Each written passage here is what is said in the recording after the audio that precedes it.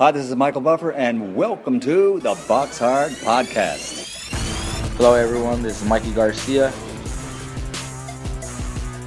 It's the monster from the swamps, Regis Rougarou Prograis. Hey, what's up? This is King Carlos Molina, former IBF world champ. This is Michael, the Bounty Hunter, 2012 Olympian and your people's champ. This is Charlie Edwards, flyweight champion of the world. This is Fast Eddie Chambers, and you're listening to the BoxHard Podcast with my main man, Joey Coastman. Hello everybody and welcome to episode 192 of the BoxHard Podcast. I'm your host Joey Coastman. I'm joined as always by the infamous, the elusive Mr. Ayaz Sumra. Ayaz, how you doing? I'm good, Joey. Yourself? Very good, my friend. Very good. Right, let's dive straight into the review part of the show. We're going to start in Australia at the Seagulls Rugby League Club. Two fights to mention over here. The twins, Andrew Maloney, 19-0, now 20-0. A knockout in the second round against Selemani Bangaiza, who's now 15-6. Bangaiza actually spat his mouthpiece out and refused to carry on. So a clear quit there. Quite a shocker. Also, twin brother, like I say, Jason Maloney, he picked up win number 19. Obviously, he's got that one loss. It was for his WBA Oceania Bantamweight title. In the other corner, Good Luck Marima, who's now 23-5. He didn't have much good luck. A knockout in the third round there. So the two Maloney twins proceed with a win. Both knockouts there in the second and third round. Moving out now to Germany at the Sport and Congress Centre. Couple fights to mention over here. Jack Kulkine now 26-4, a win in his 30th fight unanimously over 8 rounds against Stefano Castellucci, who's now 32-9. Jürgen Bremer moved to 51-3, a knockout for him in the second round against Erdogan Kadrija, who is now 11-2. I believe that was a last-minute change of opponent there. Also topping the bill, Tyrone Zoiga, 24-1 with one draw. It was for the EBU European Union Super Middleweight title. In the other corner, Adan Silveira, now 11-2. It was a TKO in the 10th round of a scheduled 12 there, so another win for Zoiga. Moving out now to Latvia. This was complete controversy, but we're going to start here with the undercard fight. Uniel Dorticos, 24-1 now. It was a knockout for him in the 10th round against Andrew Tabiti. Tabiti obviously loses his O. He's now 17-1. It was for the vacant IBF World Cruiserweight title. Tabiti had a point, took off him in round 6 also. It was a brutal knockout in the end. It was one of those shots when you saw it in live action.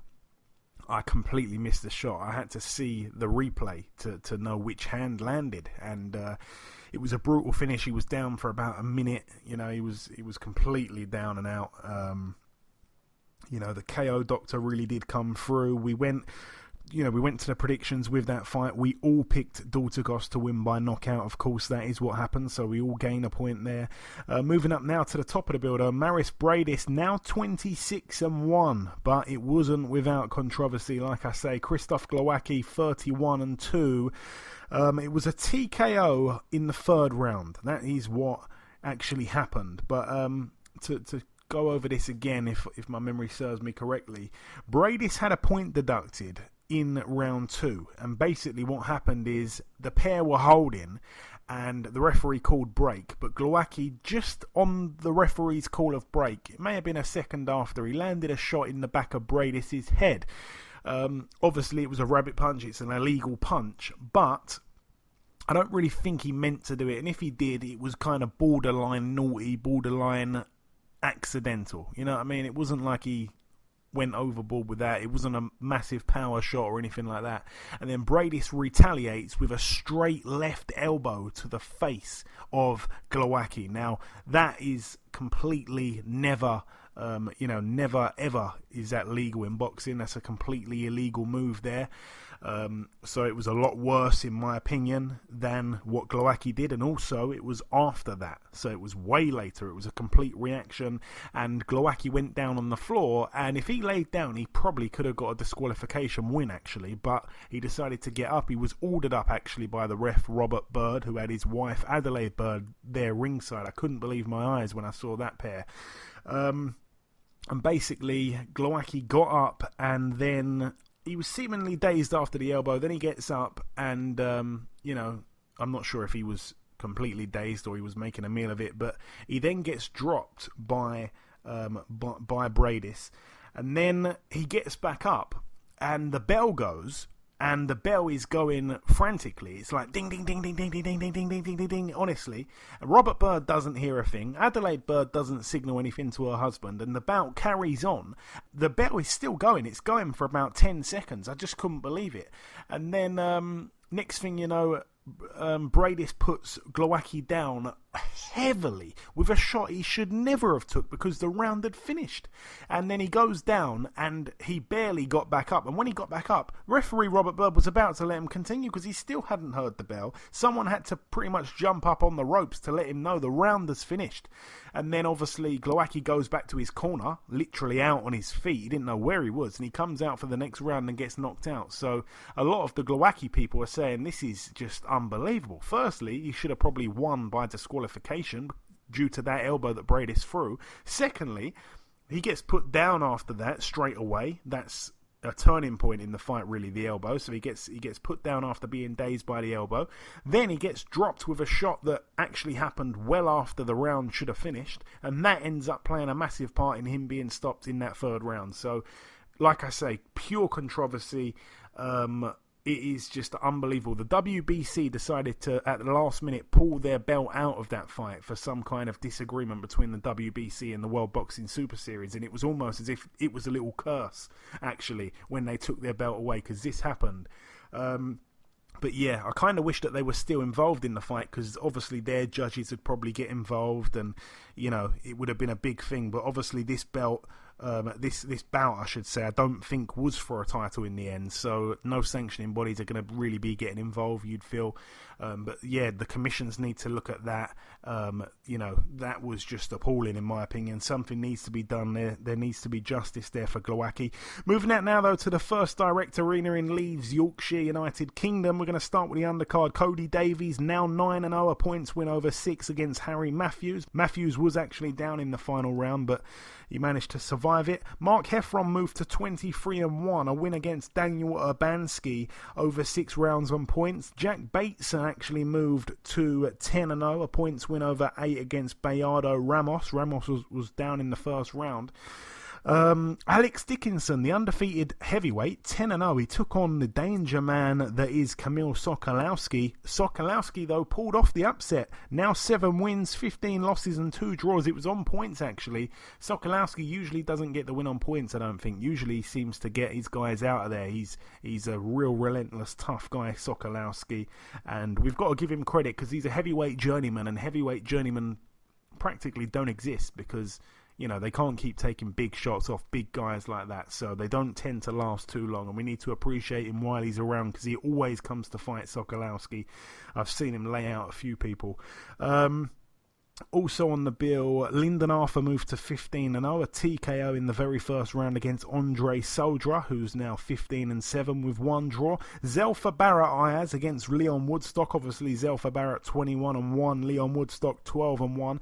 I said that this fight had the potential to steal the show. It really did have the potential to steal the show, but I think, if anything, Zelfa Barrett himself really stole the show in terms of his own performance. He was the most impressive fighter on the card for me. He becomes the new Commonwealth champion. He was going into the fight, obviously, like I say, with that 1 loss. So did Woodstock, had a loss as well. Both men were dropped in their losses, but got up to win. Got up to lose, obviously, on points, and they both got up swinging, and they showed tons and tons of heart and character, and I felt like this fight would always go the decision. It wouldn't end in a knockout. I felt like Leon Woodstock would keep trying, and so would Zelfa, and quite frankly, Zelfa Barrett just completely outclassed Leon Woodstock pretty much from the first bell. But like I say, credit to Leon Woodstock for sticking in there, for carrying on, and just, trying to land big shots again and again and again.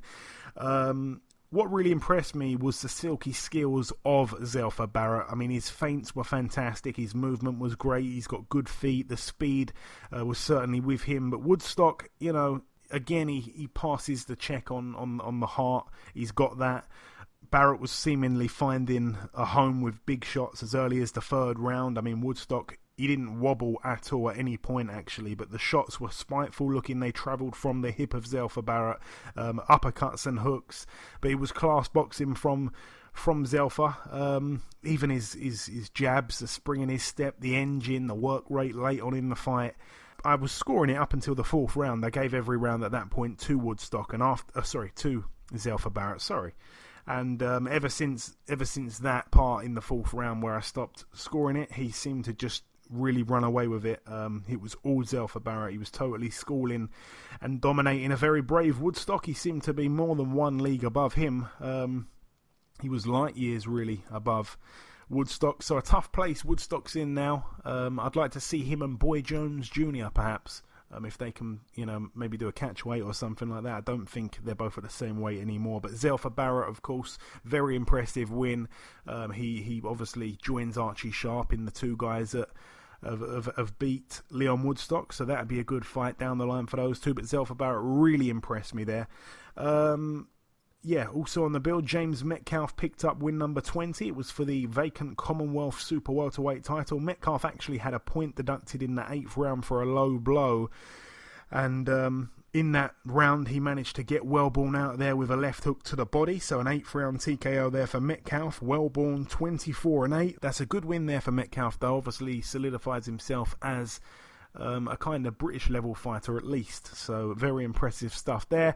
And topping the bill, Josh Warrington 28-0, still undefeated, 29-0 now. It was the defense of his IBF World Featherweight title against Kid Galahad. 26-0 going in. He loses his Ayaz and obviously loses his chance at becoming world champion. It ended up with a split decision over 12 rounds. Did the right man win for you? I thought Kid Galahad done enough to win the fight. Obviously, Kid Galahad, from the start of the round, he was using his jab. Obviously, Kid Galahad was using how he usually does boxing moves and obviously jabbing him. There was sometimes at close rounds, like towards the late rounds, where Josh Warrington actually pressured him a bit. And because of that, he's winning nicking the rounds. The reason I think Josh Warrington won this fight, first of all, is because obviously he's the home fighter, and it was on a Frank Warren card, and he's a Frank Warren fighter. And obviously because of that, I think Josh Warrington won the fight. Kid Galahad, I think he done enough to win the fight. He should have won the fight, but if he shouldn't have lost the fight. If he should have been a draw, or he should have won the fight. But moving on, I think that Kid Galahad, he should have another fight and then do what Kyle Frampton did, like have a warm-up fight and come back. That's what I think Kid Galahad should do. And I think that moving on with Josh Warrington, I think Josh Warrington now needs to have a huge unification fight with either someone like a Leo Santa Cruz or a big fight with Oscar Valdez or even Shakur Stevenson, one of the three big names. Yeah, I like all three of those fights, actually.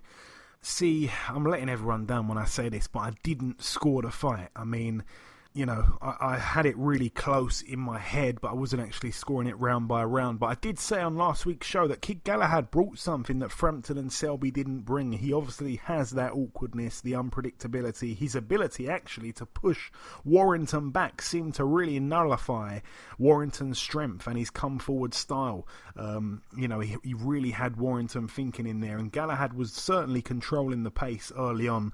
And, like I say, a very, very close fight. I think Warrington racking up a few of the later rounds seemed to get him through in the very end of it. But Eddie Hearn now has a job to do as Galahad's promoter to hopefully put his hand in his pocket and bring some big fights over here, I suppose, really, for Galahad, or even get him on the road. I'm sure he'd be happy to travel. He's a good fighter, but again, he's a little bit in that who needs him club because he's very good and he doesn't really have the big following, the big fan base. He doesn't have the big money behind him or anything like that. So it's a shame because he's a guy that I think he's going to just be stuck really as an undercard fighter. I think if he beat Warrington in style, then he would have obviously become a main event fighter with the belt and stuff like that. But he goes back now to being an undercard fighter, and that's probably it for the rest of his career. He probably won't be a bill topper anymore. That's very unfortunate to say that, actually. Certainly in Eddie Hearn's stable anyway. I would hate to see him end up on next-gen shows because he's a good fighter. But yeah, Warrington got the win, like I say. I think he probably just nicked it in the end, 29-0. We'd like to see him in those big fights. Moving out now to the MGM Grand, or just before that, actually. Let's talk about the predictions.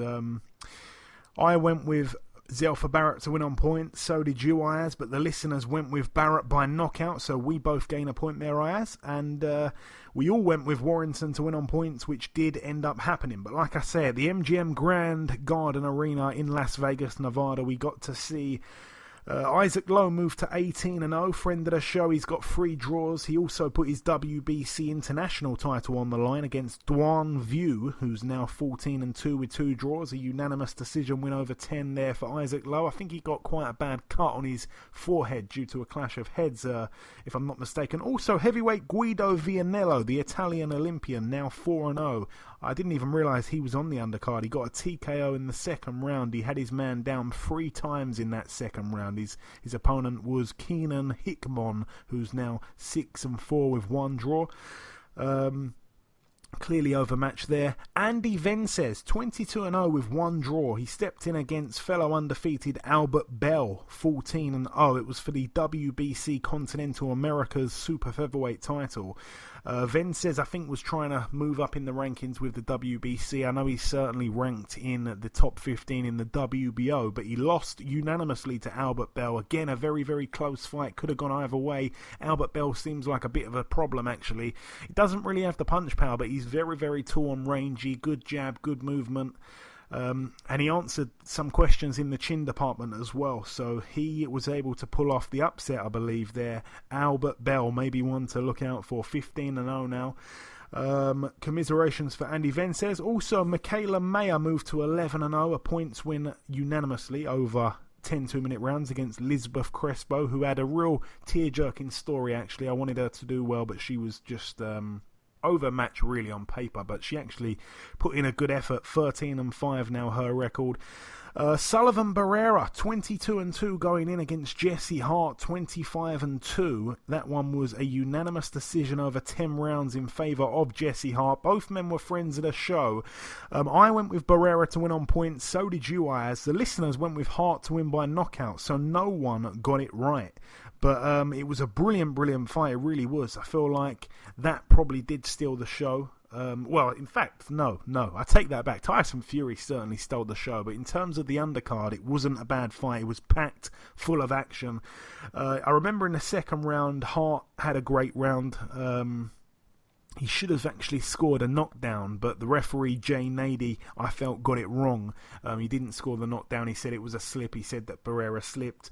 Barrera got back up and fired back and stuff like that. It was one of those fights where people were getting dropped, but then I say people, it was obviously Barrera, but I should take that back. I should just say people were getting hurt, but then they were firing back like more aggressively than they were a minute before they got hurt. It was really quite interesting, and I think it was in the 5th round where Barrera was staggered early on in the round, but he went on to really hurt Hart in the dying seconds. It was a brilliant action-packed round there. I think it was the 5th round. In the 6th round, I know that Barrera seemed almost ready to go about 3 times in the round, but somehow he stayed on his feet. And like I say, that was just the 6th round. He ended up surviving the distance. A tough guy is Barrera. I certainly didn't see him getting knocked out. I said that again on last week's show. I said that the guy moving up in weight, Hart, probably won't have enough power to bother him, but he did have the power. So Hart seems like he will be a threat to some of the big guys at 175, but Sullivan Barrera is a tough guy even at his age.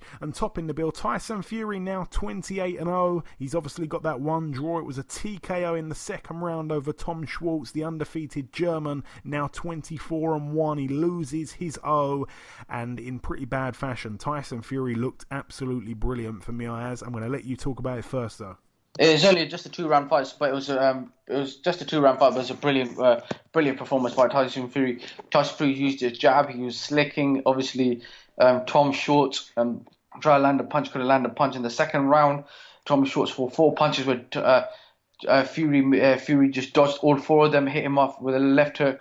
and obviously Fury just beating him up in the whole throughout the whole 2 rounds. But I mean, it was a brilliant win performance. He made a huge statement.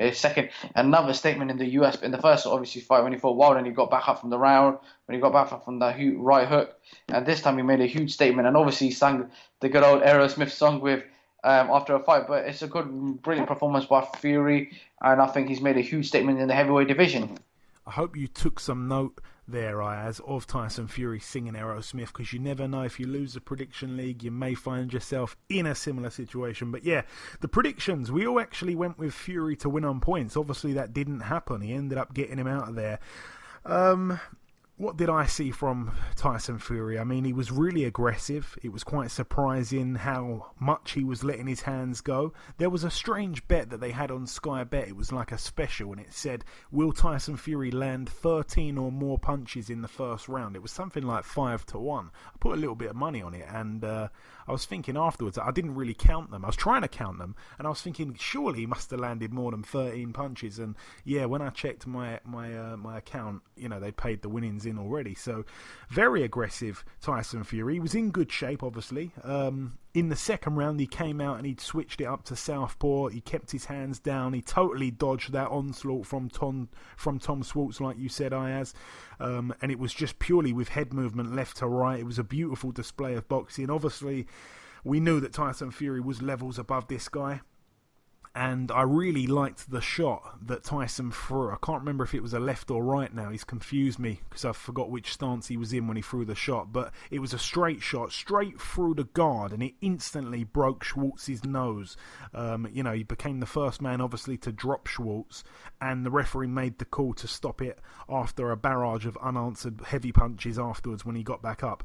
So, it's a big statement. I mean, you can't really do much more than what he did. I mean, if Tom Schwarz was fighting Wilder, Wilder can only do him in the first round to be more impressive than that. And we kind of expect Wilder to knock people out early. That's what he does. It's his strengths. Tyson Fury obviously isn't a big puncher, but he was actually sitting down on his punches. It really flowed well. I don't want to go overboard on, how good Schwarz was and how brilliant of a win this was because Tom Schwarz was so good and it was like a record-breaking win. It wasn't that. But from Tyson Fury to stop someone in 2 rounds, I'm going to have a look actually, and we don't like to do this on this show, but I'm going to have a little look here. When was the last time Tyson Fury stopped someone in 2 rounds? Because that must be a long, long time ago. Let's have a look here. 2 rounds or sooner, so a first or second round. When was the last time that happened? That was in 2010 against a guy called Hans Blasco. 2010. So yeah, that was certainly a very positive win there for Tyson Fury. Credit to David Hay actually, who said it was as impressive as Wilder's knockout over Brazil. Obviously it wasn't as explosive, but credit where it's due. Obviously, again, Schwarz isn't as known as Brazil, but Fury needed to make a statement. Again, I said that on last week's show. He needed to make a statement like Wilder did. He needed to impress. It was his fight on pay-per-view. He needed to put in a good performance. It couldn't have been lackluster. He had to make the fight exciting, and it was, So we've had 3 heavyweight fights, the top 3, the so-called top 3. Joshua against Ruiz, real exciting. Wilder against Brazil, real exciting. And obviously now Fury Schwarz, real exciting. But yeah, he certainly made a statement for me. He looked like a big puncher in there. And it's great to see, in my opinion, the best heavyweight in the world make a statement like that and get an eye-catching win when he really needed it in his top-ranked debut. So all the credit to Tyson Fury. Moving out now, though, to Russia. At the KRK, 2 fights to mention over here. Alexei Egorov. This is certainly a fighter to keep an eye on. He moved to 9-0, a third-round TKO against Roman Golovashenko, who is now 20-4. Golovashenko was down once in the second round and once in the third, and then his corner actually threw the towel in. So Alexei Egorov, certainly one to look out for in the pro ranks. Topping the bill though, Dmitry Kudryashov, the guy that either knocks you out or gets knocked out. He actually managed to continue that streak. It's still true. He's still got a 100% success rate of never going the distance. He's now 23-3. It was for the vacant WBC Silver Cruiserweight title. Credit to Ilunga Mykal Makabu, 24-2, now 25-2. Credit to Makabu. We saw him travel, obviously, to Goodison Park and get knocked out by Bellew, so we didn't think he was a great traveller. He travelled to Russia, very intimidating place. And like I say, took on a complete devastating puncher like Kudryashov. And from what I could see, he actually took some big shots himself. So he showed a good chin, something that people didn't think he had when we saw him fight Bellew. And it just seemed like the technique from Makabu was so much better. I mean, his shot placement, knowing when the right time to throw the right shot was key. And he was just a little bit too classy, really, a little bit too cute for Kudryashov. And Kudryashov, in the end, after taking a lot of big shots, in the end, he got TKO'd, like I say, in the 5th round there. So a good win there for Makabu. And the final bill to mention of part 1, it was at the Woodhouse Park Lifestyle Centre. A bill here with Kieran Farrell Promotions and Joe Gallagher. Joe Gallagher had his first little taste of what it's like to be a boxing promoter, and obviously the guy that he trained, Stephen Smith, fought on the card. He picked up win number 27. He's got those 4 losses. It was a points win over 6 rounds against journeyman Jamie Quinn, now 5-86 with 2 draws. So yeah, that's about everything. Stephen Smith, friend of the show, always got to mention a friend of the show. But that is about everything for the review part of the show. Just before we wrap up part 1, it's now time to welcome our first guest. Ladies and gentlemen, please welcome the former WBO Heavyweight World Champion. It is, of course, Mr. Joseph Parker. Joseph, welcome back on the show, my friend.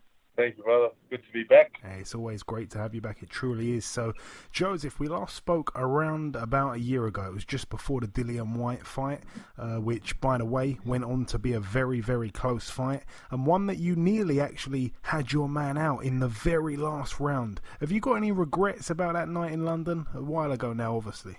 You know, when you look back, you want to change things that you did in the ring, but you know, he won on the day, so he would be the better man on the day. I know I have the ability to beat him.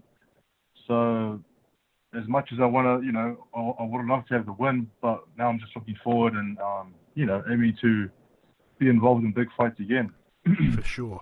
And then, like I say, you obviously went on to beat Alexander Flores in just 3 rounds back in December. And the latest news is that you've signed with Matchroom the day before the AJ fight, funny enough. That was when it got announced. And then, like I say, the following day, he loses to Andy Ruiz. What did you think of the fight, Joseph? And was it as big of an upset in your mind compared to that of other people? Yeah, before the fight, myself and Kieran mentioned how hard Andy hits and the pressure that he puts on, and, you know, he takes a punch to give a punch, or he takes a punch to give more punches. So we didn't expect him to win like that, but it was a little surprise how he won. But we weren't surprised of his ability and what he could do in the ring. You know, he had a great amateur background, and also, you know, he had a lot of fights, and a lot of people didn't know much about Andy until they saw him with Joshua, and then, you know, obviously he put on a great performance, got the victory. Now he's in the history books. He certainly is. And Ruiz beating Joshua for you, I'm guessing, is a kind of good and bad thing. Because on one hand, it makes your win over Ruiz look 10 times better than it did.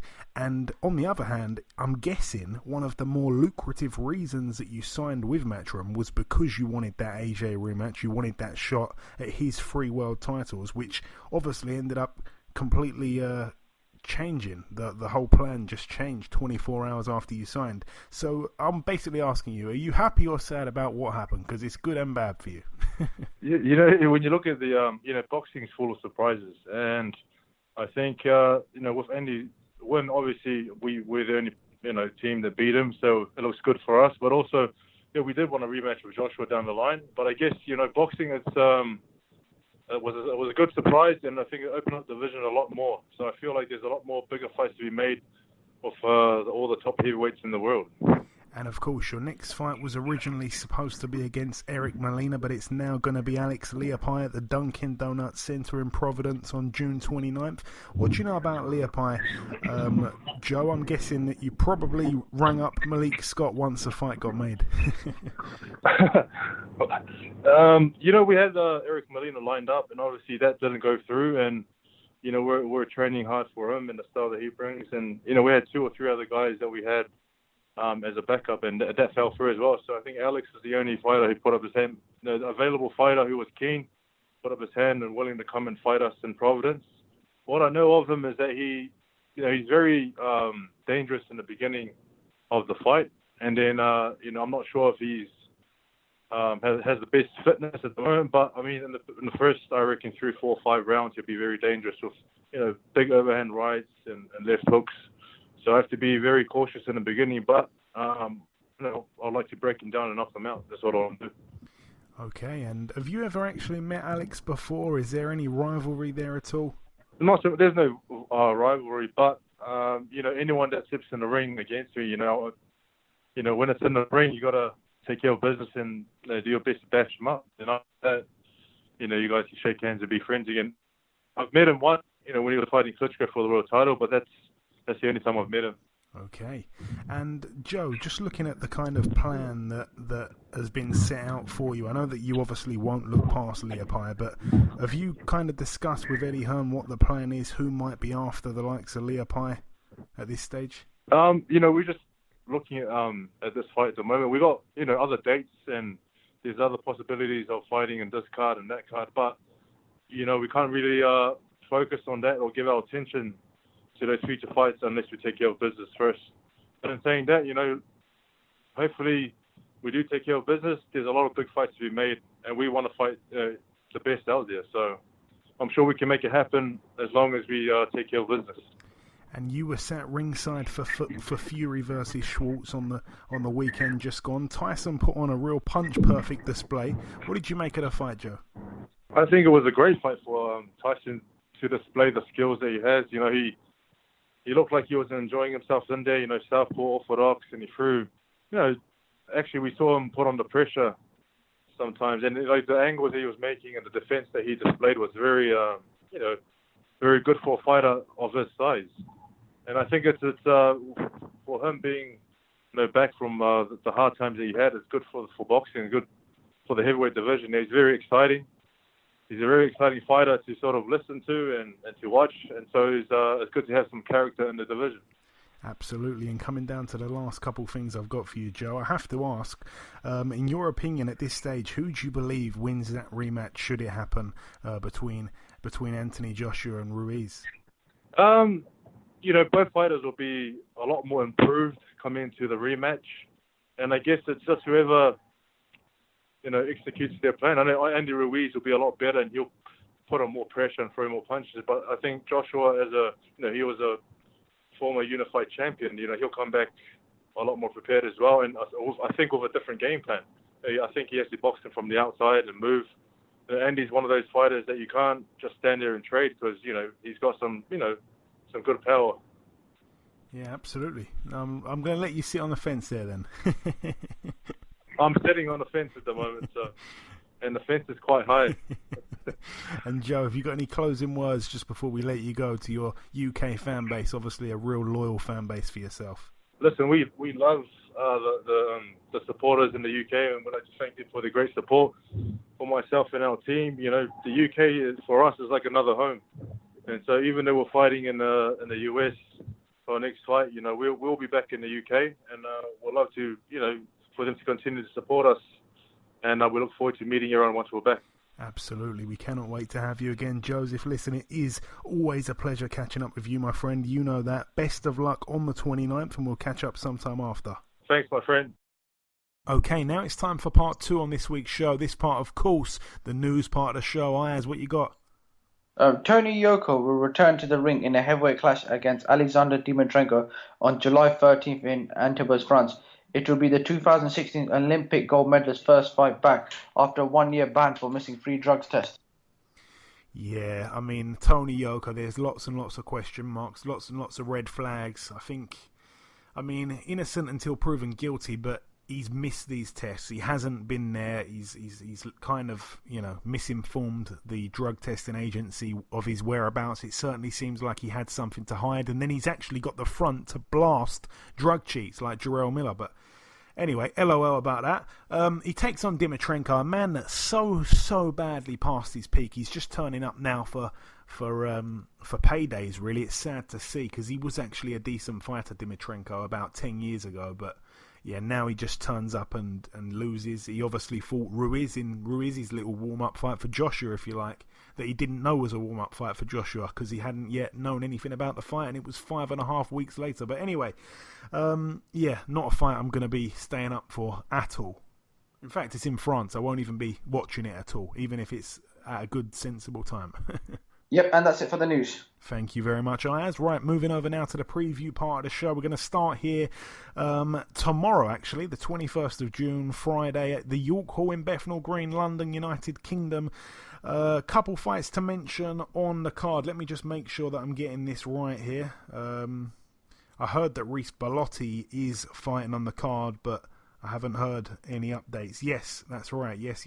So Ruiz Bellotti 13-2. He's in a 6-rounder against Jose Bendana, who's 10-11 with 4 draws. Bellotti hasn't fought since his loss at the back end of last year against Ryan Walsh. Also on the bill, Charles Frankham. It's going to be his second pro fight. He's 1-0. He takes on Ilgvars Krauklis, who's 1-4. Shannon Courtenay, 2-0. She's in a 6-rounder against Flora Machella, who's 6-5. Dwayne Sinclair, 10-0, 4 knockouts. He takes on journeyman Anthony Fox, 7-12. Fox isn't a puncher, that's the only thing. A lot of people are saying he's got the potential to cause an upset here, but he's just not a puncher. So you'd expect him, if he's going to win, to obviously win on points. And he's a tough guy. He's only been stopped the one time as well, so that's interesting. He got stopped by Dow Coin. Okay. Yeah, so that could be interesting there. Conor Benn 14-0. He puts his WBA Continental Welterweight title on the line against Jussi Kavula. I remember you announcing this, Ayaz, at the time when it first got announced, and I said that we're going to look at this guy a little bit closer to fight week or whatever, and here we are. You know, the thing about Conor Benn, and I've said this for a while, he's got 14 wins now, and when you look at the guys he's boxed, most of them have got under 10 or even under 5 pro fights in total. He's really been fighting guys who are not that experienced, but this is the most experienced by far. This guy here, Kavula, he's had 31 fights. I'm looking through. I mean, he's mixed it with Samuel Vargas, obviously, who we saw take on Amir Khan. He actually lost a split decision over 10 rounds. So looking at that, I think, whoa, this is a hard fight. He lost unanimously to Mohamed Mamoun. That's the guy that was it the guy that beat Sam Egginton, wasn't it? Yeah, the guy that beat Sam Egginton. So that's interesting. He went the distance with him. He got knocked out in 9 rounds by Leonard Bundu. He's got a few decent guys on his record, to be honest with you, but the thing is, all these big standout names are all losses, and you know that's really his claim to fame, probably there. The fact that he went the distance and lost a split to Samuel Vargas in his very last fight. He actually boxed in April against Jordan Wise. This one was for the EBU European Union welterweight title. He lost that one unanimously as well. So quite a tough guy, actually. It's a very, very hard fight for Conor Benn, and I'd like to see the odds, because I tell you what, an upset could seriously be on the cards. Also on the bill, Ted Cheeseman 15-1. He puts his British title on the line against Kieran Conway 12-1. Obviously, Ted Cheeseman needs to get back to winning ways. His loss was pretty bad, and it's going to be interesting to see actually how he bounces back. He's dropped down a level to British. He's staying away from the European, and like I say, he takes on Kieran Conway. His only loss actually was to Derek Osase, I think his name said, who's an undefeated fighter. But you'd expect Ted Cheeseman, if nothing has been taken out of him from that fight against Sergio Garcia, to have enough to win. It's 12 rounds there. But the fight that really stills it, you know, for me in terms of the main event, I'm not sure if it is the main event, but this one really is the one I'm most excited for. Craig Richards, 14-1, friend of the show. He takes on the undefeated Andre Sterling, 10-0. Andre Sterling in his last fight got a real good win against Ricky Summers, so that really is a fight that I'm just super looking forward to, but I'm expecting Craig Richards to get the job done. That's it though for York Hall. Moving out now to the Ulster Hall in Belfast, Northern Ireland. A couple fights to mention out here. Tyrone McKenna, 18-1 with one draw. It's for the vacant WBC International Super Lightweight title against Dara Foley, 17-3 with one draw. Stephen Ward, 11-0. He fights for the vacant WBO European Light Heavyweight title against Liam Conroy, 17-4 with one draw. That's a brilliant fight. That's 10 rounds there.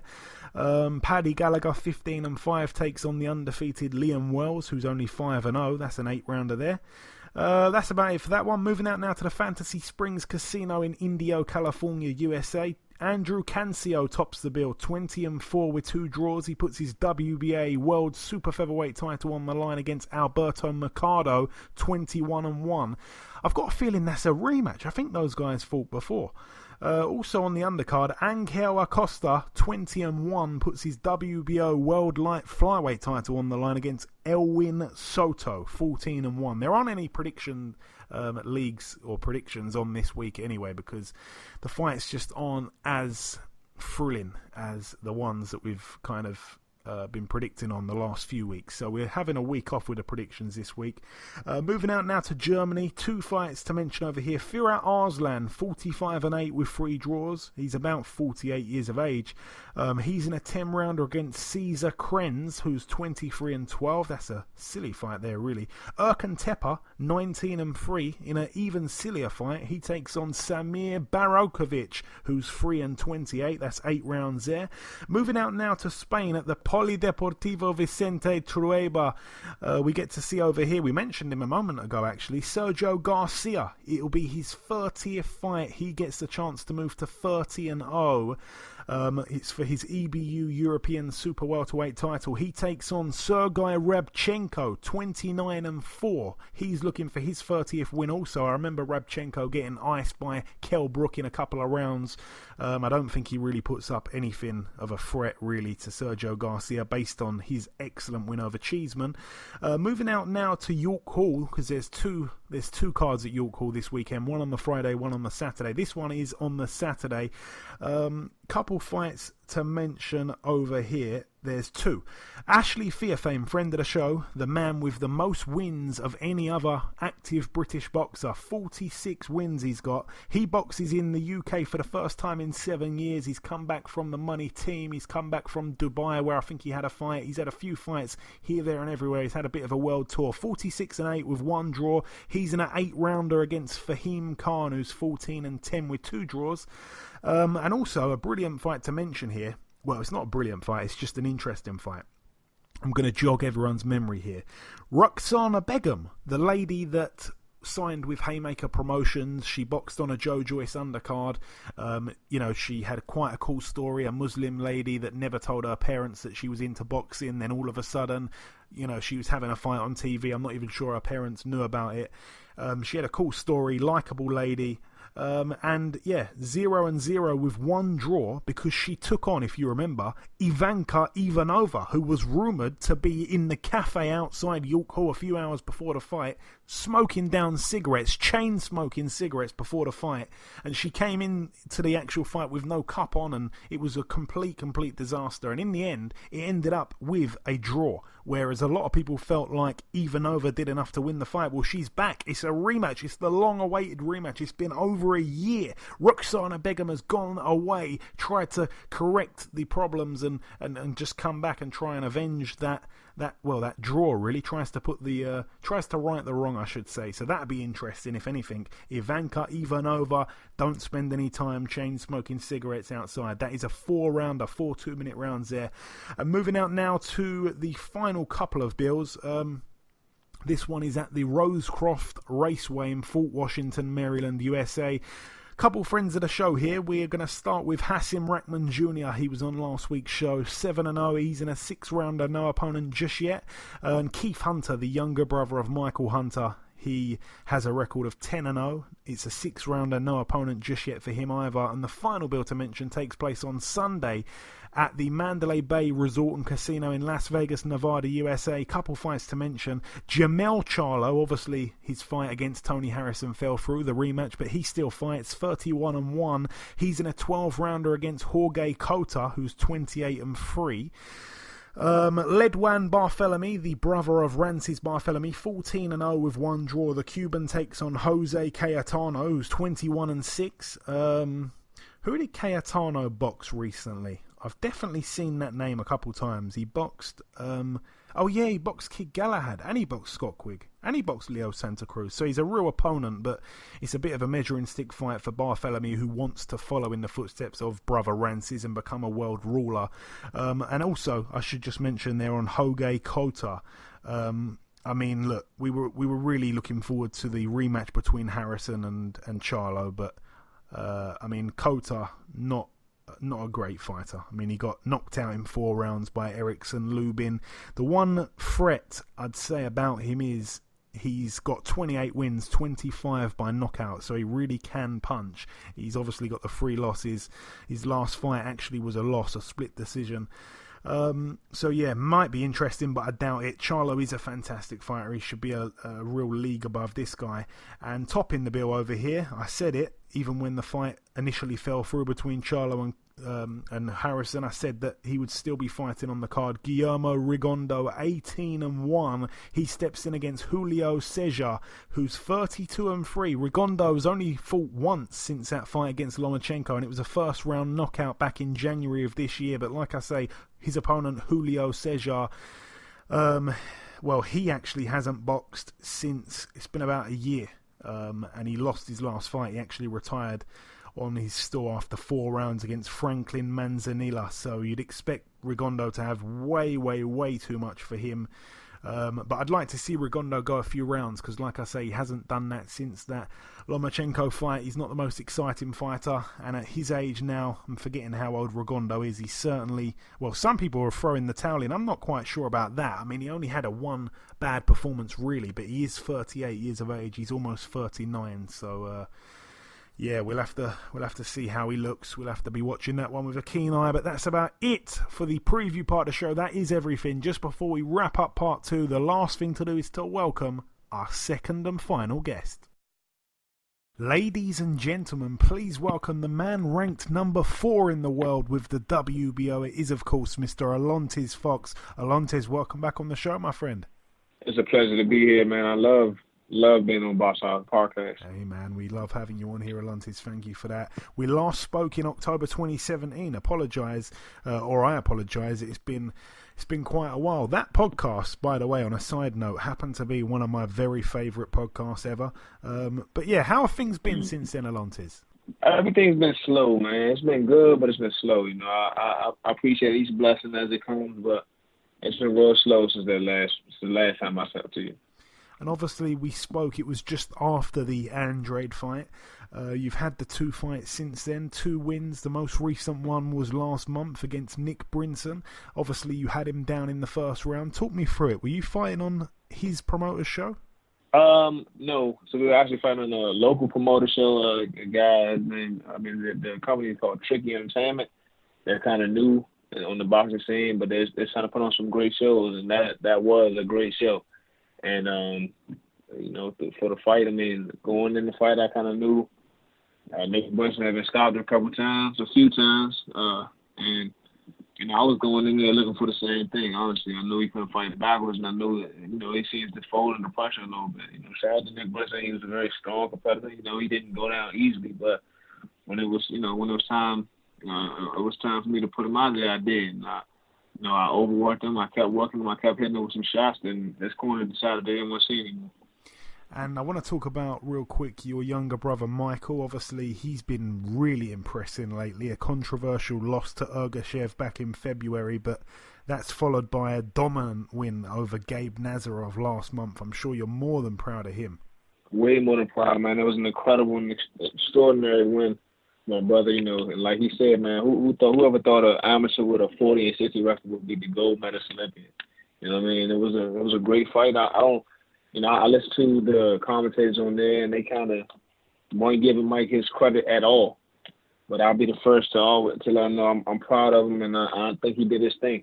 Even in the Ergashev fight, I thought he was doing his thing. I thought he was doing very well. They stacked all the odds against him, but he went there, fought a great fight, and like you said, it was a controversial decision. You know what I mean? I thought at most, I didn't think he won that fight, but I thought I thought it could be a draw. I didn't think Ergashev did anywhere near enough to come out completely victorious, and especially in the wide margin he did on those cards. So, yeah, for sure. I'm extremely proud of Mykal Fox. You said there about his amateur record. I remember reading something about that, and I couldn't quite believe it. So he had 100 amateur fights, 40 and 60. Yes, sir. So he actually lost more than he won. Absolutely, absolutely. I watched him. I got to witness that. You know what I mean? I watched him, and it wasn't a lack of talent. It was a lack of effort. You know, in the training field. You know, he just didn't put forth the effort you would see a champion. The effort he pushed forward now, you know, to be a champion, he was not putting forth anywhere near that much effort. You know, and it showed. You know, his fights will always be really close. He also had a very his style was more pro-like. You know what I mean? So, you know, his transition to the pro game was easy, I feel like, because he's always had that style. Now, that's incredible to think. I mean, he is such a force now to be reckoned with. You'd never believe it's the same guy. Absolutely. So the latest news with you, Alantez, is that you were linked with this Liam Williams fight, but he ended up choosing somebody else. What exactly happened from your point of view here? So from what I'm hearing, from my side, all I hear is, well, we went to a deliberation maybe 2 weeks ago, right? They thought they were gung ho on this rematch clause, and of course we told them, yeah, of course we'll take the rematch clause. It's fine, you know, we're fine with that, right? So a week later, after that, we found out they don't want to do business at all anymore. They don't want to fight at all anymore. So we're just not gonna do it. You know what I mean? And I'm like, I'm sitting there. I was waiting patiently. My advisor, my Barral, my promoter, lead development, they were trying to make it happen, but I'm assuming that, even talking on Twitter, Liam Williams seems to not know that I was the opponent. But you know, if they send me a contract right now, I sign a contract to fight him tomorrow. He's not, you know, they decided on their own that it's not. I guess it's not a smart decision or something. I'm not sure why they don't want to fight him, but the guy that's fighting in, you know, in Japan, the main, I was supposed to be a backup plan, but the guy he's fighting is like, I mean, his record in comparison sucks.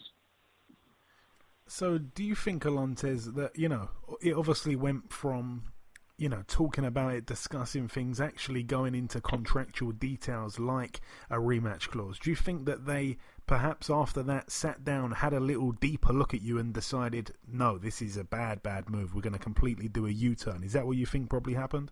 I'm assuming that's exactly what happened. I mean, to go from deliberating and to fighting me, from fighting me to this guy who's 27-5 with 5 knockouts. You know, he has 5 losses and 5 knockouts and 27 wins. That seems like the much safer route to go for a guy. You know what I mean? Especially a guy where he's 20. He's 27 as well. He's 22-1. You know what I mean? I guess it's a much safer route to go, especially if you're trying to hold on to a brother. If you're trying to hold on to that hardware, and it seems like they're trying to hold on to that hardware for their life. And so obviously Williams' team reached out to your team first, and because of this, is he the guy right now, Alantez, that's at the very top of your hit list? Well, the only reason he's at the top of my hit list right now is because this is the last guy I heard we could possibly have a fight with. Whenever somebody turns me down, it angers me. It makes me upset. You know what I mean? So they automatically get to the top of my hit list just because of that. Like, why are you turning the fight with me down? Don't you want to be a champ? I mean, if you can beat me, it's going to say something about you anyway. You know what I mean? And then, you know, I mean, of course, first on my hit list is Demetrius, but, you know, you say he's up there. Right now, he's up there. Liam Williams is definitely up there right now. Up there with Demetrius Andrade, you said there. I think it just cut out a sec. Yeah. Okay. Yeah, he's definitely up there. So obviously, again, you and Williams, you've both got world title ambitions. You've both only lost to one man, and both of those men that you guys lost to, you know, they're world champions. I mean, it makes good sense to me. Are you willing, Alantez, at the minute to kind of wait out the time and try and get the fight perhaps later on in the year, or are you not really hanging around for that? I'm not really hanging around for that. I think this was more than likely a one-time offer thing. You know what I mean? If they wanna do it, like, really, I'm on Twitter and talking my trash now because I'm thinking we still have time to make that fight if it needs to happen or if it can happen. You know what I mean? But I'd rather take my time elsewhere and go ahead and get another fight within these next couple of months, to be honest with you. And I want to throw a bit of a fantasy fight at you at middleweight. It's probably not too much of a fantasy fight because it could potentially happen, but I don't see it happening anytime in the near future. Demetrius Andrade against Daniel Jacobs at middleweight. Who wins that for you? I wasn't really super impressed by either of their last performances, especially Daniel Jacobs. I didn't like his last performance. I felt like he went in there kind of I don't want to say timid, but that is kind of how it was. He went in there kind of timid and tense. More tense than I've seen him as of late. You know what I mean? Like even against that Triple G fight. So if I had to speak on it, I think I would pick Demetrius Andrade on the fight. I think he'd be much busier. He'd be a little more smoother. You know what I mean? Maybe even more defensively sound. But I want to say, you know, Daniel Jacobs definitely could put up a hell of a fight. I mean, that's kind of a coin toss in there because Daniel Jacobs is definitely strong. He's way bigger than Demetrius Andrade. He's definitely stronger than Demetrius Andrade. And I mean, you know, who knows what will happen? But I think I'd go with the world champion. And I want to ask you also. I mean, obviously, this fight is a fight that you really thought was in the bag. Obviously, it seems like it's not going to happen, unfortunately, for us and for yourself and for many others. Have you got any other options, like instant options right now, or are you just simply waiting for what comes up? Honestly, I think we had our hopes set on this one. I haven't really heard anything else from my advisor, my promoter. They were really putting stock into this fight right here. So that's what angers me as well. I was thinking this is the next thing. The Nick Brunson fight was kind of last minute. And we got it, and we did it. We performed well in that fight. But this time, I thought I was going to be able to get a camp and be able to. I would love to get in the UK. They giving me a lot of grief, but I mean, at the same time, man, you guys got it didn't want to sign a contract with me, not vice versa. Yeah, it would have been great to see you over here. And like I say, perhaps it does happen sometime down the line, or even another opportunity this side of the water comes around for you. What is next for your brother Mykal Alantez? Is it still a bit early for him, or is there any talks of when he'll next be out? It might be a little early for him as well. You know, with us being the height we are, the weights we are, we don't really get a lot of offers. You know, and so when the offers come up, it's kind of like, this may be the only option right then there. So, it's this option or no option at all. So we're kind of waiting for Mykal Fox, waiting on him, a call for him. You know, we'll see what direction he's going with his team, his promotional company. And hopefully he'll be getting something soon as well. Hopefully we'll have some good news for you soon. Excellent, man. We'll stay tuned for that. I just wanted to throw it over to you lastly, Alantez, if you've got any closing words for our listeners before we let you go. The floor is yours. Nah, yeah, man. I'm like I said, my name is Alantez Fox. Man, you can follow me on everything at Slides Fox. That's SLYAZAFOX. Again, that's SLYAZAFOX. Man, I'm a force to be working with it, man. I don't want war with the giant. You know, my team is the dream. My stable is A-List. It's gonna be a lot of me trash talking to a lot of people because I'm always gonna be asking for fights. I'm not afraid to fight anybody in the middle division, man. If they want the contract. And another thing, the biggest thing is people in the top 10. If you ask your folks or ask any of your management team if my name has been on your table, I guarantee they tell you, yeah, it has been, and they turn me down. So if you like to fight Alantez Fox, if you feel like it's an easy win, I'd love to sign a contract to fight you. Thank you. And that goes out to everybody in the top 10. There's no one there that doesn't go out to. Alantez, listen, it is always great speaking with you, my friend. Thank you for your time, and I'm sure that we'll speak again real soon. Thanks so much, Joey. I appreciate that. Okay, and this wraps up episode 192 of the BoxHard Podcast. I've been your host, Joey Coastman. Ayaz Sumra has been Ayaz Sumra. A massive thank you to our two guests on this week's show, the former WBO Heavyweight World Champion, Mr. Joseph Parker, and the WBO number 4 World-ranked Middleweight contender, Mr. Alantez Fox. The Prediction League currently stands at myself and Ayaz, joint in the lead on 4 points. You, the listeners, are just behind on 3. There's obviously going to be lots and lots of drama with the predictions. I'm sure that's all to come. That is about everything, though. No extra news at all. Please remember, if you do get a chance to leave us a review on iTunes, remember you may end up getting rewarded with one of our brand newly designed BoxHard Podcast t-shirts that no one has yet seen. I just want to give a special shout out, a special congratulations to Sedam Amma for winning the Haringey Box Cup. You should be more than proud of yourself for that. That's a real achievement there. But yes, thank you all for listening to this week's podcast, and we shall see you all again next week.